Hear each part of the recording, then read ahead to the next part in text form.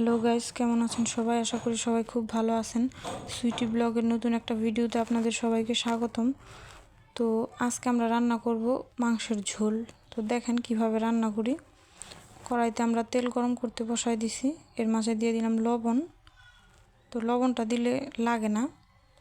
তো এখন দিয়ে দিলাম আলু। প্রথমে আলুগুলাকে ভেজে নিব, একে একে সবগুলো আলু দিয়ে দিব। তারপর আমরা আলুগুলা ভাজবো। তো দিয়ে দিলাম লবণ। এরপরে আবার আলুগুলাকে লাড়াচাড়া করব।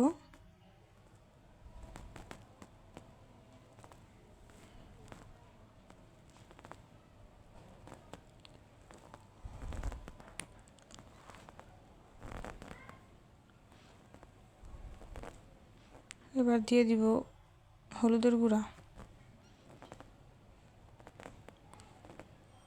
তো হলুদের গুঁড়া দেওয়ার পরে ভালো করে নেড়েচেড়ে মিশিয়ে নিব।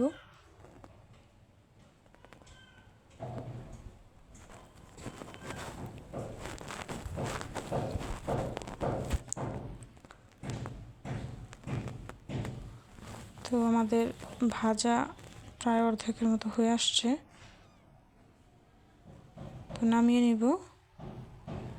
তো নামিয়ে নেওয়ার পরে এরপরে কড়াইতে তেল গরম করে দিয়ে দিলাম জিরা আর তেজপাতা। নেড়েচেড়ে নিব, একটু ভেজে নিব। তারপরে দিয়ে দেব পেঁয়াজ কুচি।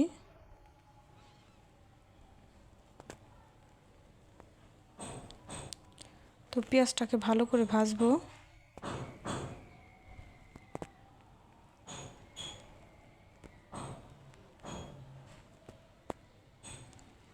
তো ভাজার এক পর্যায়ে দিয়ে দিব ব্লেন্ড করা আদা, রসুন, কাঁচামরিচ আর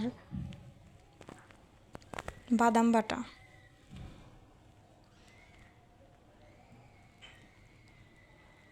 তো ভাজার এক পর্যায়ে আবার দিয়ে দিব হলুদ গুঁড়া,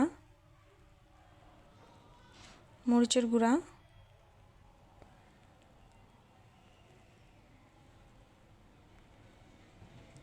দিয়ে দিব লবণ। এরপর নেড়েচেড়ে নিব।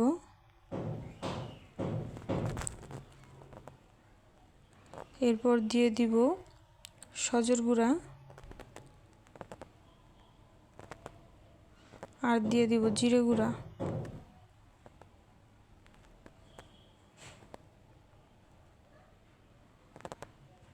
তো দেখেন আমাদের মশলাটা কষানো হয়ে গেছে। এখন আলু দিয়ে আরও কিছুক্ষণ মশলাটাকে কষাবো।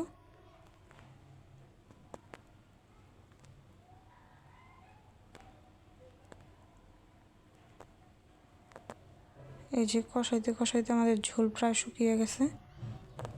তো এখন দিয়ে দিলাম মাংস।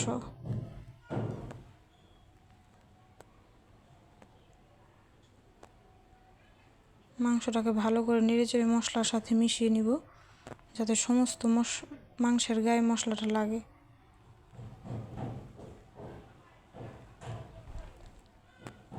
তো মাংসটাকেও আমরা কিছুক্ষণ কষাবো। তো এখানে হালকা পরিমাণে জল দিয়ে দিছি কষানোর জন্য, যাতে মাংসটা সিদ্ধ হয় এবং আলুটাও সিদ্ধ হয়। তো এর মাঝে আমরা ঢেকে দিব। তো দেখেন কষানোর থেকে জল উঠছে।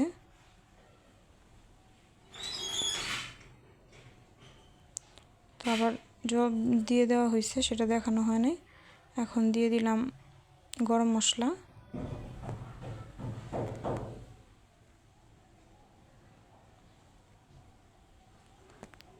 তো বলবেন আমাদের রান্না কেমন হয়েছে আর আমাদের পাশে থাকবেন।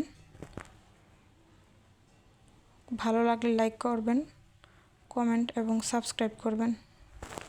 আমাদের পাশেই থাকবেন। ধন্যবাদ আপনাদের সবাইকে।